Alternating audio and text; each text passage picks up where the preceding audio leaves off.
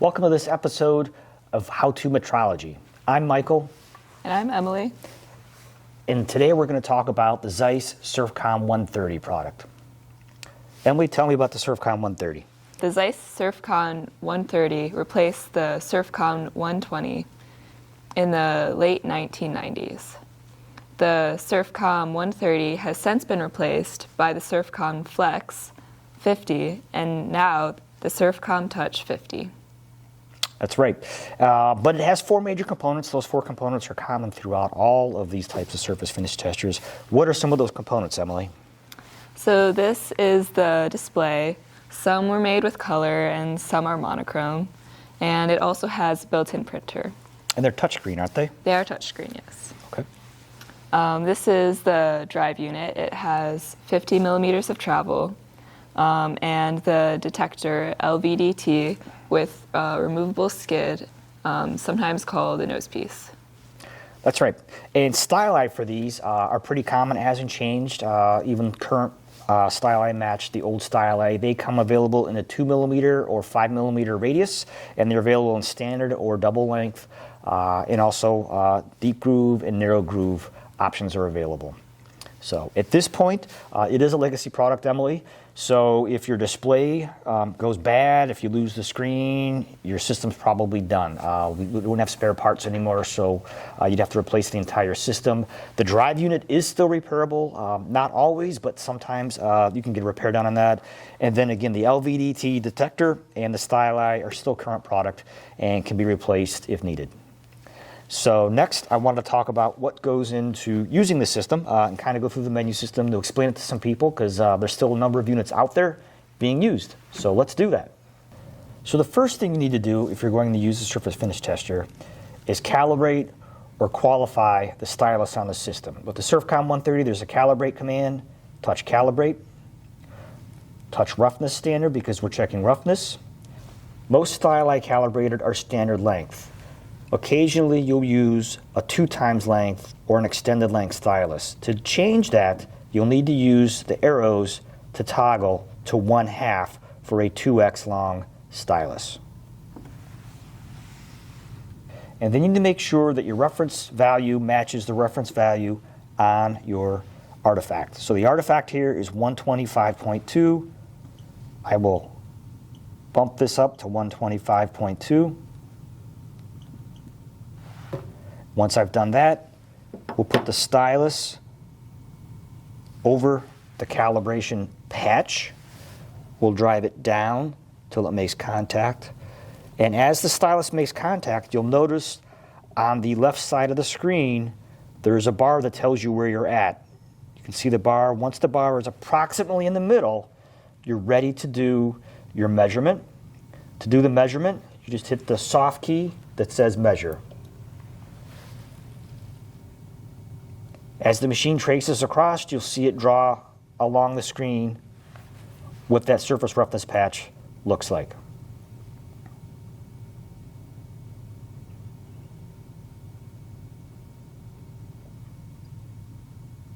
Once completed, it'll say calibration is completed, and you'll check OK.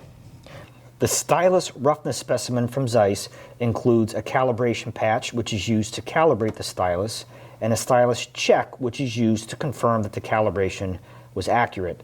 These each come from high range and low range, a 125 in this example and a 15.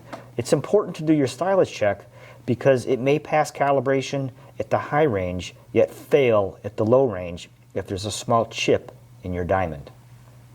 So after calibration, we recommend that you do a follow-up measurement in the measure mode and confirm that your measurement is within a couple microns of the stated artifact. The display has a couple options on the screen. These are customizable and can be rearranged using the customize function. System condition is the first one we'll do. This allows users to change the output unit, inches or millimeters. You can also change your pickup, which was your stylus, either standard stylus or extended length stylus. You can also select your conditions.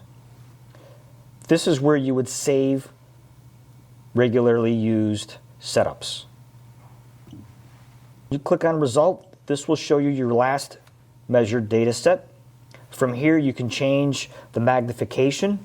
For example, if you want to change the vertical mag, click OK. That increased your vertical mag. If you take your horizontal mag, I will decrease that. It condenses it.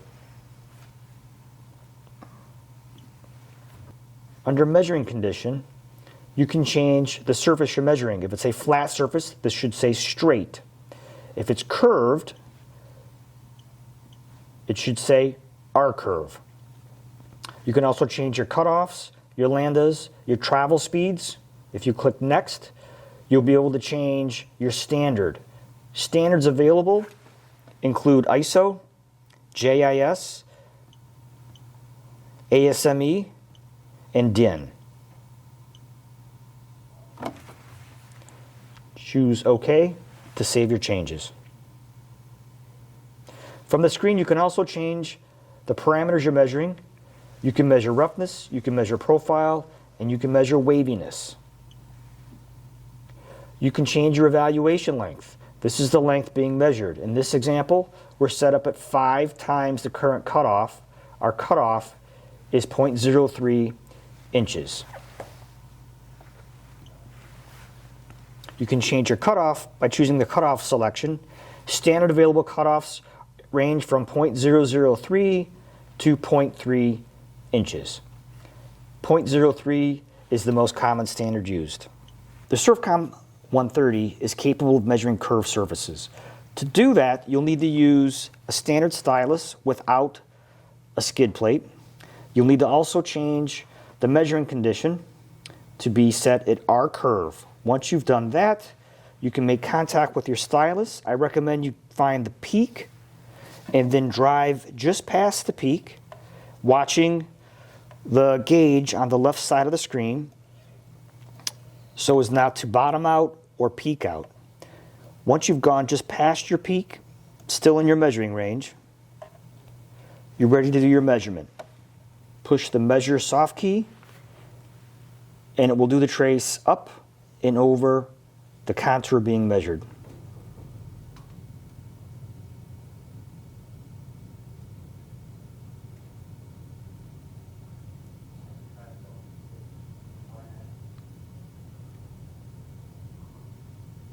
The SURFCOM 130 display has an option to change your output.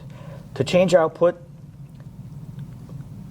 touch the output icon, and this will be your parameter selection. Choose display, and from here you can choose the parameters that you want to output. By toggling here off and on, you can turn on, in this example, RA. You can arrow down to see more parameters. You can turn off RZ, roughness total, RT. Again, continue to scroll through all the parameters until you find what you need, and it scrolls back to the beginning. Once you've chosen the parameters you want, select OK. It'll bring you back to this screen. From here, you can also change your printout. This has a printer. The printout in this example will give you the serial number, a workpiece name, a comment, a date and time. You can also set up an operator, a measurement condition, which is important. That will let people know what was set for your parameters, as well as your calculation conditions, and then the output of the parameters themselves. It will also output the curve or the plot of the surface being measured. Once completed, choose OK. And now a go OK again returns you to your screen. When you've performed a measurement, the results will come on the screen like this. If you'd like a printout of that, simply press the print button and it will begin the print. That concludes this episode of How to Metrology and the SURFCOM 130. Check out our website to get replacement parts and consumables. Like and subscribe.